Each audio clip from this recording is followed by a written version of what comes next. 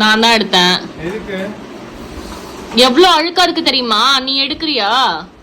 எடுத்த உனக்கு அங்க இன்னொரு மேட் போடணும்ன்ற அறிவு இல்லையா? நீ போடு.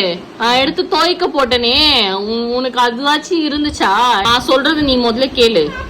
கேட்க முடியாது. ஏய், உன் அம்மா பேச்சு கேட்க முடியாது சொல்ற.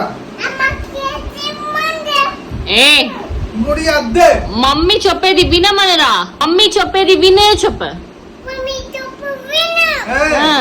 நான் என்ன சொல்றேன்? வின்னா மாட்டா சொல்றா.